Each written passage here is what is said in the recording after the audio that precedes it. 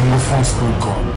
Pendant 35 ans, j'ai tenu plusieurs conférences de presse. Maintenant, je vais m'adresser au peuple congolais. Inutile de chercher à ce qu'on me reconnaisse par ma soutane jaune, mais par ma voix, simplement. Au cours de notre entretien d'aujourd'hui, je vais aborder plusieurs points. Le premier point que je vais aborder, c'est que je suis député national deuxième mandat. La loi parlementaire veut que lorsqu'on a des problèmes avec un député national, on informe le Parlement. Le Parlement envoie 10 députés de la majorité présidentielle et 10 députés de l'opposition causer avec les députés en question. Si on trouve qu'il est fautif, le Parlement le sanctionne.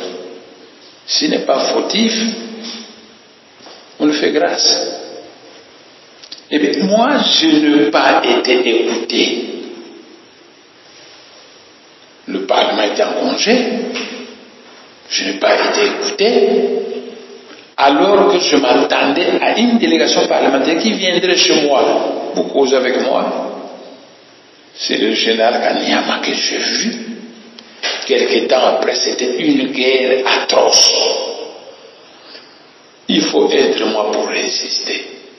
Les armes les plus terribles qu'on n'a jamais utilisées contre un d'abattoir ont tourné chez moi. Mais heureusement, vous savez, Bundulia Congo, c'est un mouvement politico-religieux. En vérité, Bundulia Congo, c'est un parti nationaliste du Congo. Parce qu'en RDC, les partis politiques sont tribales. Ne nous voilons pas la face. Le palou du patriarche Kizenga, c'est pour les gens de Bandundu. Quoique ce permis à tout Congolais d'adhérer au palou, mais la majorité des militants sont les gens de Bandundu. L'UDPS, mais c'est le parti de Balouba. Quoique les autres Congolais peuvent y adhérer, mais quand il y a des nominations, on prend toujours un Mourouba. Le MLC, c'est le parti de Bangala. Le PPRD se plaint des Swahili qui soutiennent le pouvoir de Kabila. Il y a eu un forum de Sun City où M. Swing, un Américain, était grand responsable. Nous nous sommes plaints auprès de M. Swing. Mais vous avez servi avec votre formule 1+4 à Sun City des partis qui sont moins populaires que vous. Nous sommes très populaires. Pourquoi vous ne nous avez pas suivi avec votre formule 1+4? M. Swing nous a répondu non. À Sun City, nous avons servi que les mouvements armés. Mais tout le monde sait que Bundula n'a jamais été armé. Donc c'est connu depuis longtemps que nous sommes un mouvement non armé qui tire sa force de la mystique Congo. C'est tout. Nous sommes un mouvement qui est capable d'invoquer les mystiques, mais quand il survole un champ de bataille, toutes les armes se bloquent. Ça s'est vérifié dernièrement. Quand ils sont venus nous attaquer, alors nous avons appelé les mystiques. Il a survolé mon palais royal et les armes étaient bloquées. Alors on a vu des militaires ramasser des pierres comme des simples civils jetés et les enfants de Kanlouka se moquaient de aller Boluka Kabitumba Bosuyango. Donc on a nettement vu que le militaire était au bout du rouleau. Alors Chadal, ministre de l'Intérieur, Kalev, patron de la sécurité, et Matezolo ont décidé que la nourriture, l'électricité et l'eau ne doivent plus entrer chez nous. Or, nous étions en séance de prière. Il y avait beaucoup de mamans qui sont venues avec des enfants de 5 ans, 6 ans, qui étaient avec nous. Moi, je me suis rendu compte que d'ici peu, nous serons finis. Alors, j'ai dit à ma femme, ces gens sont venus pour me tuer. Parce que le véritable problème, c'est lequel? En 2006, on a tué les adeptes du Bundu Dakongo. Et après un dialogue oratoire au Parlement, le Parlement a décidé que le gouvernement, pour avoir utilisé des armes de guerre contre un mouvement non armé, le gouvernement doit payer des dommages et intérêts à Bundu Dakongo. On avait fixé qu'on payerait 3 millions à Némoine, c'est le chef de Bundu Dakongo pour compenser les souffrances morales qu'il a subies quand on a tué ses adeptes. Et on payerait 10 millions aux adeptes de Bundu Dakongo parce qu'il y a 700 maisons en briques tolées qu'on a détruites, les adeptes de Bundu Dakongo. Depuis 7 ans, Kabila n'a jamais payé cet argent. J'ai écrit beaucoup de Congolais pour réclamer cet argent et à la dernière minute, il paraît qu'il a payé. Après avoir payé cet argent, Mante et Zolo, Chadari et Caleb ont bouffé cet argent. Ils ont dit, mais le président ne doit pas savoir que les mois ne savent pas de cet argent. Pour cacher le secret, on mène la guerre, on le tue.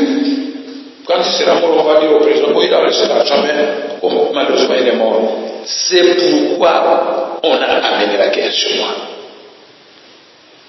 Mais c'était terrible. Pour résister, il faut être moi. C'était terrible ce qui s'est passé chez moi. Et ils ont utilisé les armes les plus compliquées. 5 armées nous combattaient. L'armée rwandaise, l'armée tanzanienne, l'armée de Banamura, même le MPLA. Alors que j'ai toujours déclaré que l'Angola est le grand frère du Congo central. Mais on ne me comprend pas. L'Angola est le grand frère du Congo central. Le président Neto, quand il était à Kinshasa, moi j'étais à l'université, je bosse souvent avec lui, et lui avait compris. Mais j'ai toujours dit que l'Angola est le grand frère du Congo central. Donc nous, on ne devait pas être menacés, parce que nous avons notre grand frère qui est puissant, mais le grand frère ne fait rien parce qu'il ne comprend pas le problème. Donc 5 armées, l'armée rwandaise, l'armée tanzanienne, l'armée de Banamura, le MPLA, l'armée de Likapende. Ils étaient là à nous combattre. Quand ils ont vu que leurs armes sont bloquées, Kanyama est allé recruter tous les karatékas de Kinshasa. Ils sont venus, ils ont dit, vous allez commencer à vous saisir les gens de Bundu Dakongo et les tuer. Ils sont arrivés à la maison de M. Ougissel. C'est mon gars qui travaille avec moi. C'est membre de famille habitable. Ils ont dit, cette famille travaille avec les Mwanase. Alors Kanyama a ordonné qu'on tue un certain garçon que je connais qui s'appelle Louis. On a tiré sur lui, c'était un militaire qui est mort. On a tiré sur un deuxième enfant, un autre militaire est mort. Alors Kanyama a fait disperser les karatékas qu'il a recrutés pour nous combattre. Finalement, Kanyama a dit, nous devons maintenant utiliser des gaz empoisonnés. Pas des gaz lacrymogènes, des gaz empoisonnés. Donc, on vient avec l'équipement voulu, on envoie des gaz empoisonnés à l'intérieur de ma parcelle où se trouvent des adeptes de Bundu Dakongo. Et quand les gaz commençaient à être fixés mystiquement, avant que le gaz ne sorte, quelqu'un s'est transformé en esprit, il a touché le tuyau qui devait envoyer ces gaz, et finalement le gaz sortait, mais il n'était plus empoisonné. Finalement le gaz sortait et il donnait la vie aux adeptes de Bundu Dakongo. Alors Kanyama a dit, mais qu'est-ce qu'on va faire? Bon, il a fait venir le camion chauffe-eau. On a démarré ce camion à 120 degrés. Mais mystiquement, quelqu'un s'est transformé, il est allé toucher. Et l'eau chaude qui devait sortir, ça sort, aussitôt que ça sort, ça devient de l'eau froide. Même les militaires ont touché ce mouvement. Mais le camion ne chauffe pas. Allez voir le camion. On va voir le camion 120 degrés. Donc ils étaient totalement acculés. Nous sommes livrés. Quand j'ai vu qu'on avait plus à manger, je me suis dit, j'ai dit à ma femme, je vais me livrer parce que c'est moi qui te cherche. Mais je vais leur enlever l'envie de me tuer. Alors je me suis livré. Ils sont descendus là où je me trouvais. Et on m'a arrêté. Tous les généraux se sont mis tout autour de moi. Et il y avait aussi des journalistes. Et ils commençaient à me prendre des photos. Or, moi, je savais que quand vous voulez tuer quelqu'un, vous le voyez, vous le tuez directement. Mais quand vous commencez à prendre des photos que par l'amitié, moi, je compris qu'ils ne feront plus rien. Après, on m'a amené au circo. Partout où on passait, les militaires disaient, nous amènent au centre de Kaisa solo. Parce que nous qui sommes petits pour nous, sortez, les nous ne sont confiés. Nous étions là-bas. On nous a amenés au circo. La nuit, on a tenté de mettre du courant électrique dans le corps. Leur appareil s'est détraqué. Et le jour suivant, on nous a amenés au PGR, au parquet général de la République. Quand je suis arrivé au parquet général de la République, Mbutakin Zonzi, un pauvre manière qui nous avait conduits, il s'est mis à raconter des bêtises à 3 dimensions. Il dit, voici des mois nationaux avec ces 3 femmes, mais moi je n'ai pas 3 femmes. Toute personne qui connaît ma vie privée sait que je n'ai jamais été prostituée. À 15 heures, quand on ferme le Parlement, alors que tous les députés vont à l'hôtel intercontinental, à l'hôtel Mémé, avec des macabre, moi je rentre écrire les congrès sur moi à la maison. Je n'ai jamais été prostituée. La prostitution, c'est pas mon fort. Mais on m'a arrêté avec mon unique femme, Yakobondo, qui était avec ma soeur, plus une fille, moi, une manière avec qui habite Lukala, c'est tout. Nous lui avons commandé qu'il nous achète des foufous. Et on les a rencontrés ensemble avec nous. Mais ils ont dit un pauvre maniaque de raconter que voilà mes mois nationaux avec ces 3 femmes. Moi je me suis détaché, je n'ai pas pu m'occuper de lui. Je suis allé voir le PGR. Quand je suis arrivé, je l'ai regardé en train de suivre un discours. C'était mon discours où je parlais du politique en envers. Et après, il a fait sortir le soleil qui était chez lui. Nous avons causé avec lui. Je ne peux pas vous dire ce que vous avez dit. Moi, je lui avais seulement dit, c'est moi qui a des problèmes avec l'État. Ce n'est pas ma femme, ce n'est pas ma soeur, ce n'est pas l'ami de ma femme. Donc ces 3 femmes doivent sortir aujourd'hui. Bon, le PGR se sont concertés. À la fin, ils sont venus dire, bon madame, la sœur, les 3 femmes vous sortez aujourd'hui.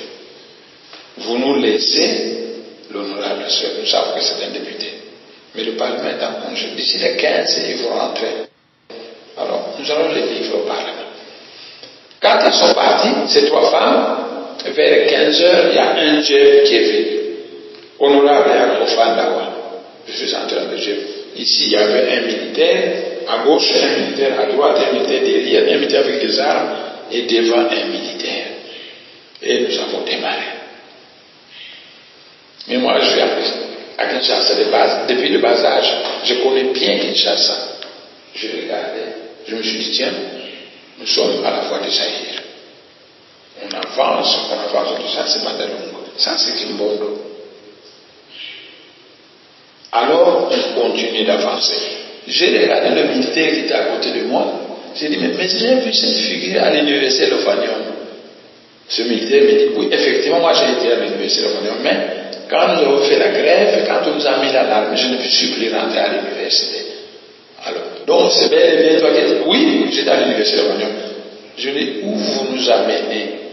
Il me dit, que quand on a mon consumero quelque part, moi je me suis penché, j'ai dit, on va voir mon conseil que moi je ne connais pas. Je m'éleverai dans le cœur. Comme j'ai un cœur sensible, le cœur me répondait, on t'a amené à Makala. Alors je le regardais, je dis, vous m'amenez à Makala? Il se met à rire. Et on m'a conduit à la prison de Makala. Quand je suis arrivé à la prison de Makala, 4500 ouvriers prisonniers en émission. Grand maître. Et on est allé m'installer au Pénin. C'est là que mes adeptes venaient me voir. Et mes adeptes qui venaient me voir savaient que notre chef se trouve au pavillon 1 à l'étage. Connaissez bien la maison. Mais comme mon dossier était vide et que nous avons affaire à un gouvernement spécialiste du mensonge, ils ont raconté, ils ont critiqué un complot, ils ont dit, nous allons amener une guerre à Makala. On va libérer tous les prisonniers. Et on va tenter de tuer Némouana et 3 autres députés qui se trouvaient en prison. Le jour venu, ils sont venus. C'était à 3h du matin. Je commençais à entendre le bruit.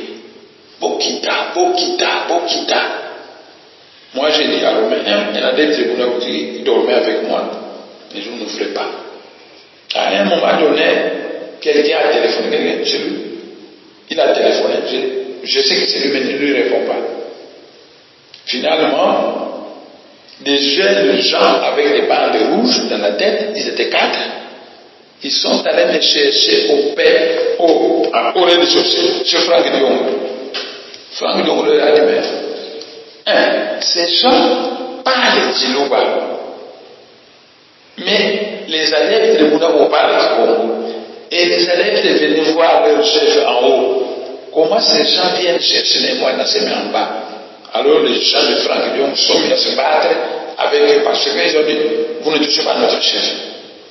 Mais finalement, ils sont montés. On leur a dit que les moines ce n'est pas ici. Ils sont montés. Moi, je les ai regardés. Ils avaient des bandes rouges et ils parlaient Chilouba. Ils m'ont dit, honorable, vous allez moi Namboka Toyeko libérer. Moi, la première question que je leur repose, nous sommes les hommes de chef ici au Versailles. La première question que je leur repose, c'est vous êtes venus, où est Kabila? Moi, je me suis dit l'intérieur, c'est dangereux. Parce qu'une vraie révolution, on devrait s'attaquer à Kabila. Mais maintenant, ils viennent, ils cherchent à me livrer. Moi, je me suis dit, ils vont me prendre, m'amener vers la porte où il y a des armes pour me tuer. Mais, comme les dieux savent utiliser même les vulgaires passions humaines pour la réalisation de leur plan, j'ai murmuré une prière et je leur ai dit descendons.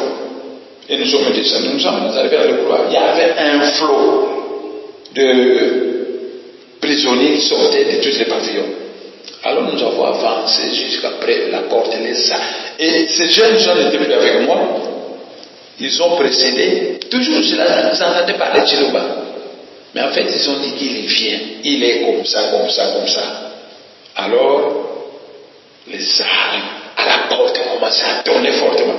Moi, je me suis dit, si j'arrive, ils vont tirer sur moi. Je me suis replié. Et tous les prisonniers avec moi, ils sont tous repliés vers le P1. Et puis, nous avons encore commencé à avancer. Alors, les armes qui étaient à la porte ont reculé un peu derrière. Quand je suis arrivé tout près de la porte, j'ai prononcé une parole de pouvoir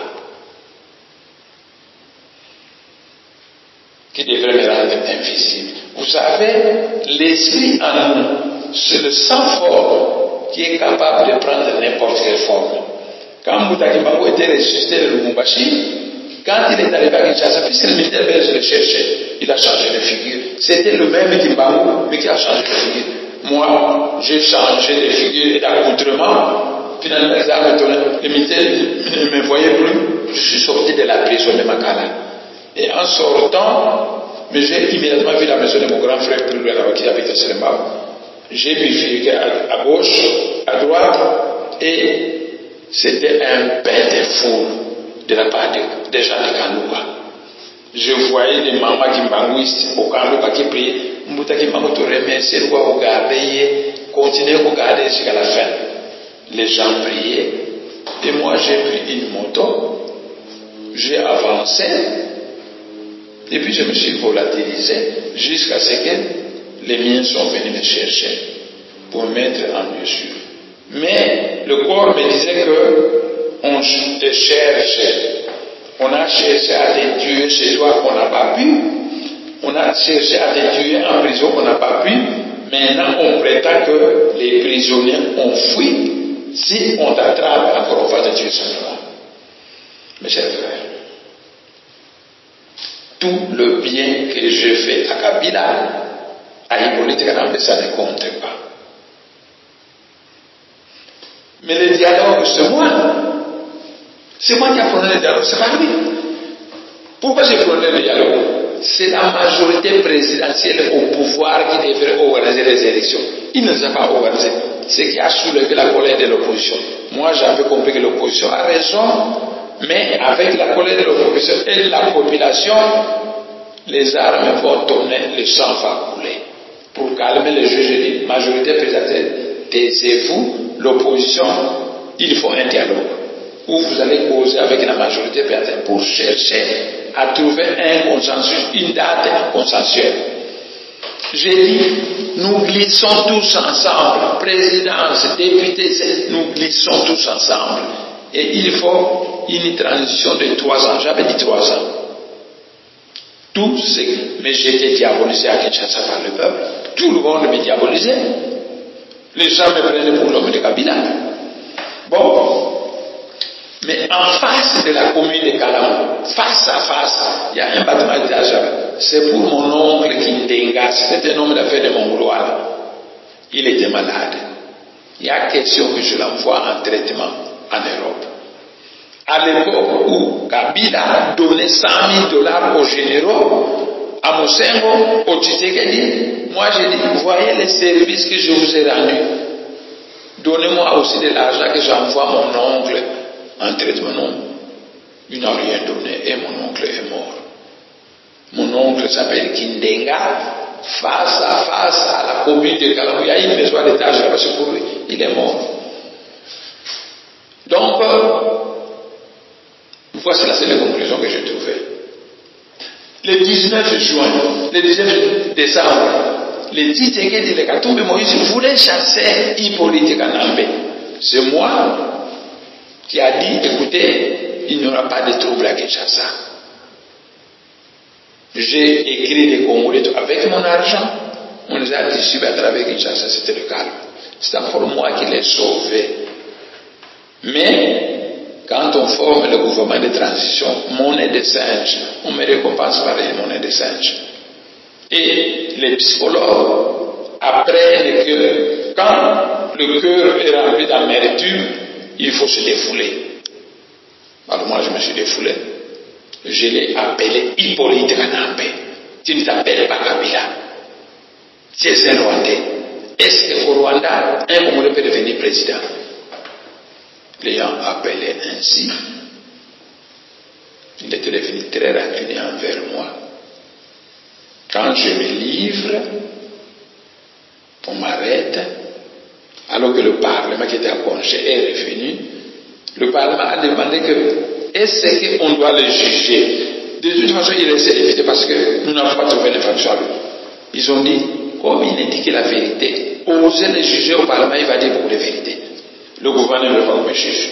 Mais le gouvernement veut qu'on me garde en prison jusqu'à ce qu'il y ait une évasion. Vous savez, pour Hippolyte Kanambe, vous pouvez tout faire si vous ne les inscrivez pas dans la logique de Paul Kagame, de la recolonisation rwandaise du Congo, tout ne compte pas. Donc, quand vous faites cette élection, il y a environ 3000 Tutsis qui résonnent à la place d'Hippolyte Kanambe. Quand il y a quelque chose, c'est 3000 Tutsis dont Bizi Makara, réfléchissez, disait Kabila. Faites ceci. Alors lui, vache.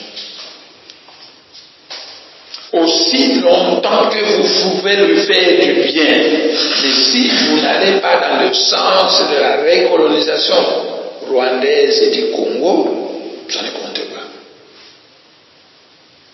Mais moi, je suis Congolais. Je suis Congolais. Et c'est que un Congolais pur sang, Mukongo, Mungala, Muluba, Moussouaïle, pur sang, pur Congolais, peut accepter d'avoir un président rwandais. Non et non. Mais c'est ce qui s'est passé. C'est ce qui se passe chez nous. Hippolyte Kanambe, c'est un Rwandais. C'est le neveu de James Kabarebe. James Kabarebe, c'était le chef de l'état-major du Rwanda. Pour le moment, il est simplement ministre de la Défense. James Kabarebe a autrefois déclaré que Kabila est Rwandais, que c'était son neveu. Donc, mais Kabila était rancunier parce que je l'ai appelé Hippolyte Kanambe. Mais mes chers frères, un Rwandais appelé M. Kanambe, Adrien, mais au monde avec sa femme rwandaise un enfant. Il demande à sa femme, quel nom nous allons donner à cet enfant? Ils disent Hippolyte Kanambe. Quand le papa biologique d'Hippolyte Kanambe appelle son fils Hippolyte Kanambe, c'est pas une injure publique. Mais si les moines l'appellent Hippolyte Kanambe, ça devient une injure publique. Allez-y comprendre. Donc, on m'a obligé d'agir dans une direction douloureuse que j'aurais pu éviter. Mais il n'y aura plus de solution dans notre pays si on ne chasse pas Hippolyte Kanambe. Il n'y aura jamais de solution dans notre pays. C'est pourquoi j'ai décidé, en tant que leader responsable, que le 7 août prochain, le peuple congolais va se soulever. Le peuple congolais va se soulever. Il va se soulever pour chasser Hippolyte Kanambe, le Rwanda au Rwandais, le Congo au Congolais. C'est tout. Le 7 août prochain, les Congolais au pays vont se soulever. Les Congolais de la diaspora vont se soulever. Ils vont aller à l'ambassade de Belgique et réclamer à la Belgique de venir retirer son président rwandais qui nous a imposé. Parce que c'est lui, Michel, qui a décidé ça. Voilà donc, le rendez-vous est pris pour le 7 août où nous allons nous lever pour chasser Hippolyte Kanambe d'un peintre. Voilà à peu près ce que j'avais comme discours à faire. Congo France.